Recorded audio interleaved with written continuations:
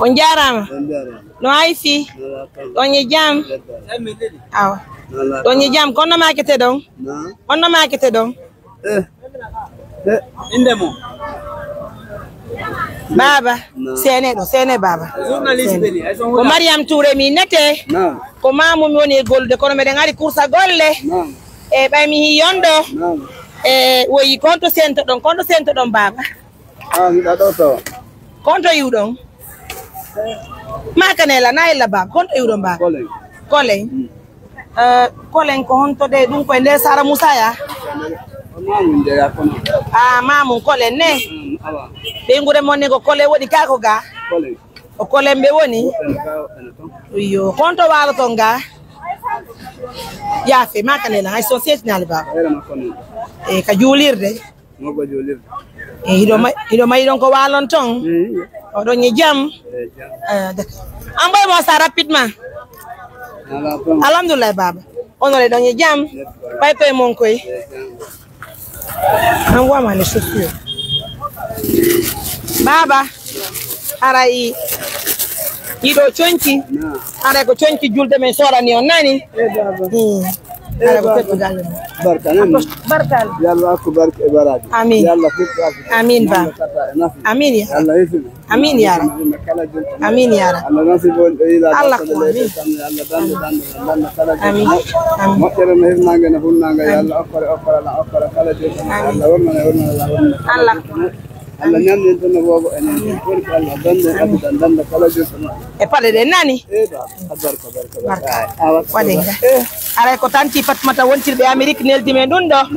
Do way fonto de complot ni yon. Ani yow yoni. Ante fonte. Waaw. Fon. Bari bien m'aider. On ye jam. Jam. Alhamdulillah. Yalla jihira mo. Amin ya rab. Amin.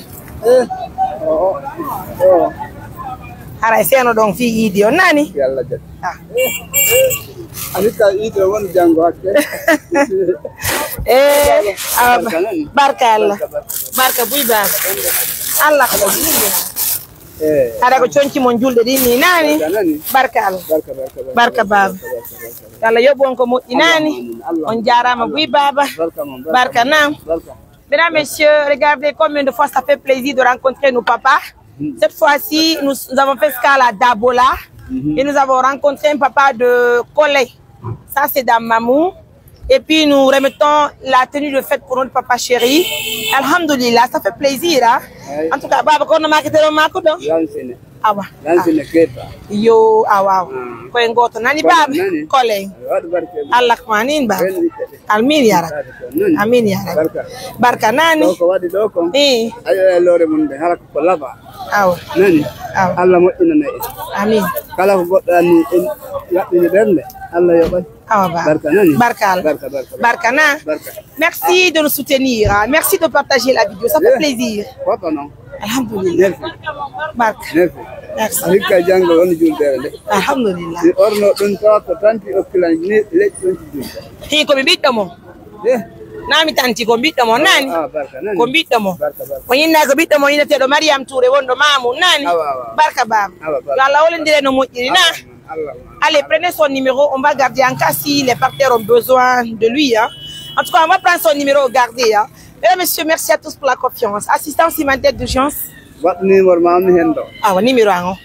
Allez, tu prends son numéro, tu mets ton numéro s'il te plaît. Ah, ben voilà, on donne numéro à mes on a baba. Ah, Johnny. Ah, on note d'elle. Nani baba. Tu mets ton numéro s'il te plaît. Tu mets ton numéro. Il va t'appeler comme ça va être plus facile. Oui, téléphone mon Dani. Merci à tout le monde. Baba barka nani. Yalla yoko baba. Téléphone mon Marie Sarger. Comment on a votre message là? Oui.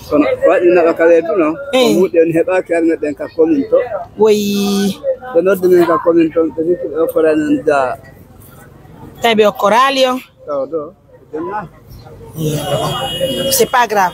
C'est bon, le numéro passe là? D'accord. e do yo julede ko sare partenaire bi amen go kadi bi Allah wadi barkemu haray walitiki be mbaydo wodda mamu min hewti sella jayi baba mi nodde o men ngara men cuira mujjere nani ko kolen tegereya c'est à tegereya ko tonde woni kolen c'est à tegereya je vois OK o lumbay bakkonne eyo bakon ya bendugo ya tegereya o ngamo baba yalla butumo inande barka nani. Mesdames, messieurs, faites comme nous. Hein. Merci pour la confiance, la fidélité. Mariam Touré en compagnie de son équipe. Je suis en compagnie de celle qui nous représente à Pita. Elle est là. Et je suis en compagnie de Barry. Et celle qui prend les images, c'est Rougia Touré. Madame So, elle est avec nous. On note dans. Tu as pris le numéro? Bien. Barka Baba. Barka. Lansine. Babe Lansine. Kolein. Tegereya. Barka Baba.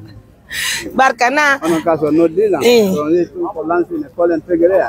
No ko. Nani. Barka na di Baba. Yalla juyere mo jere.